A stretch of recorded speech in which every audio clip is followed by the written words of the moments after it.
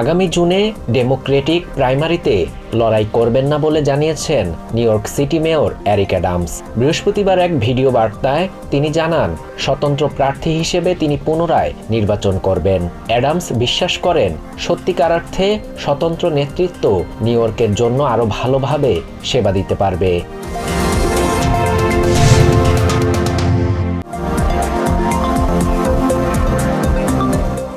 বাংলাদেশের পণ্যের উপর ৩৭% শুল্ক আরোপের ঘোষণা দিয়েছেন প্রেসিডেন্ট ডোনাল্ড ট্রাম্প।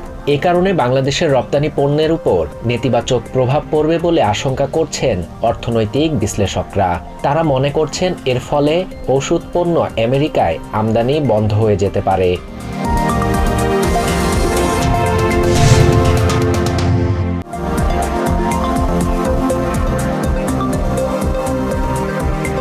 আমেরিকার পাল্টা শুল্ক আরোপের বিরুদ্ধে ব্যবস্থা নেয়ার ঘোষণা দিয়েছেন কানাডার প্রধানমন্ত্রী মার্ক কার্নি। বুধবার ট্রাম্প প্রশাসনের শুল্ক নীতির তাৎক্ষণিক প্রতিক্রিয়ায় একথা জানান তিনি। ট্রাম্পের পাল্টা শুল্কের কারণে দুই দেশের জনগণই অর্থনৈতিকভাবে ক্ষতিগ্রস্ত হবেন বলে আশঙ্কা করেন কার্নি।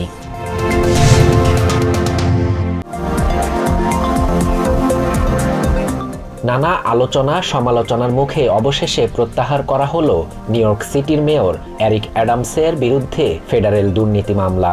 ডিউজের আবেদনের পরিপ্রেক্ষিতে বুধবার এ রায় দেন ইউএস ডিস্ট্রিক্ট জাজ ডেল হো। এ রায়কে স্বাগত জানিয়ে মেয়র বলেন, তিনি নিরপরাধ, সেটাই প্রমাণ হলো।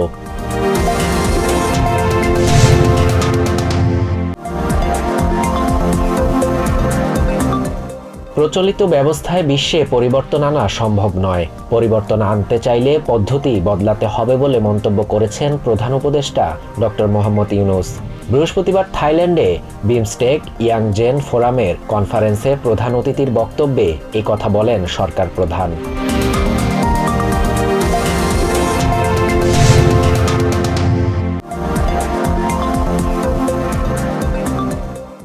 ব্যাংককে বিমস্টেক সম্মেলনে প্রধান উপদেষ্টা ডক্টর মোহাম্মদ ইউনূসের সঙ্গে ভারতের প্রধানমন্ত্রী নরেন্দ্র মোদীর বৈঠক হতে পারে বলে জানিয়েছেন প্রধান উপদেষ্টার high representative doctor Khalilur Rahman.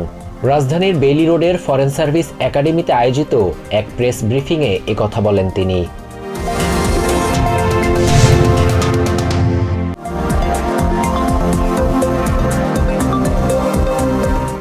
স্বরাষ্ট্র উপদেষ্টা জাহাঙ্গীর আলম চৌধুরী বলেছেন, ৫ অগাস্টের পর বিভিন্ন থানা থেকে লুট হওয়া অস্ত্র উদ্ধার হলে দেশের আইন শৃঙ্খলা পরিস্থিতি আরও উন্নত হবে। বৃহস্পতিবার রাঙ্গামাটিতে বিজিবি সদর সেক্টরে তিনি বলেন, পাহাড়ে কেউ চাঁদাবাজি বা অস্ত্রবাজি করলে কঠোর ব্যবস্থা নেওয়া হবে।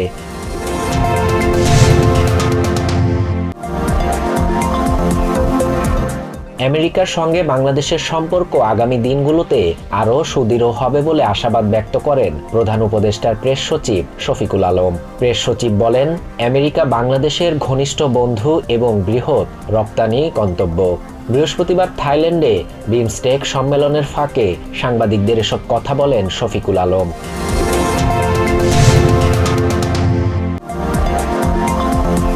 আইসিসি থেকে বেরিয়ে যাওয়ার ঘোষণা দিয়েছে হাঙ্গেরি। ইসরায়েলি প্রধানমন্ত্রী বেঞ্জামিন নেতানিয়াহুর সফরের আগে বৃহস্পতিবার এ ঘোষণা দিয়েছে দেশটির সরকার।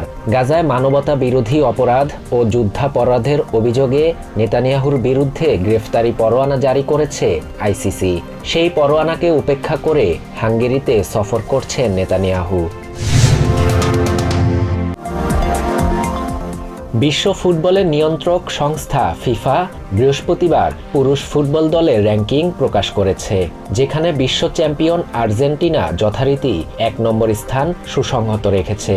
২ ধাপ এগিয়ে ১৮৩তম স্থানে উঠে এসেছে বাংলাদেশ।